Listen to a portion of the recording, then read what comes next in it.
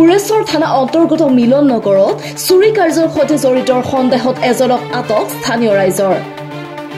জানিব পৰা মতে আজি মিলন নগৰত দিনৰ ভাগত এঘৰ লোকৰ ঘৰত সন্দেহজনকভাৱে ঘূৰা ফুৰা কৰি থকা অৱস্থাত দেখা যায় এইজন লোকক একাংশ লোকে অভিযোগ কৰা মতে পূৰ্বে কেইবাটাও চুৰি কাৰ্যত জড়িত এইজন লোকে শেহতীয়াভাৱে চুৰি কাৰ্য চলাবলৈ অঞ্চলটোত টহল দি আছিল লোকজনক স্থানীয় লোকসকলে সোধপোছ কৰি গুৰেশ্বৰ আৰক্ষীক চমচাই দিয়ে হয় মানুহজনক মানে সকলোৱে চিনি পায় মানে বিখ্যাত চুৰ বুলি সকলোৱে জানে তাৰ পিছত মানে ইহঁতৰ ঘৰৰ মানুহ নাথাকা অৱস্থাত মানে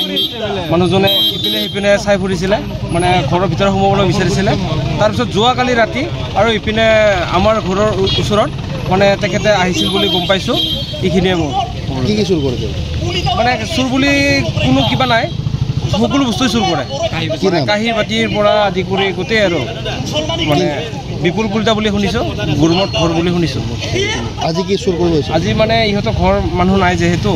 মানুহ নাথাকা অৱস্থাত মানে আশে পাশে বিচাৰি ফুৰিছিল কিবা কিনি মানে তেখেতক আহি পেলাই আমি সুধিলোঁ খুৰি নিব আহিছিলোঁ বুলি কৈছে এতিয়া আৰক্ষীহে লৈ ৰুমৰ পৰা কৰি নিব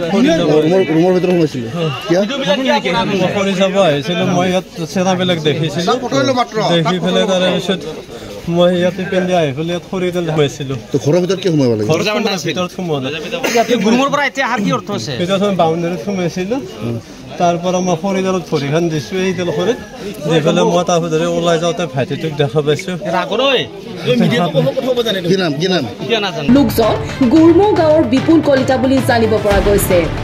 আৰক্ষী ঘটনা সন্দৰ্ভত তদন্ত অব্যাহত ৰাখিছে desk report news express Assam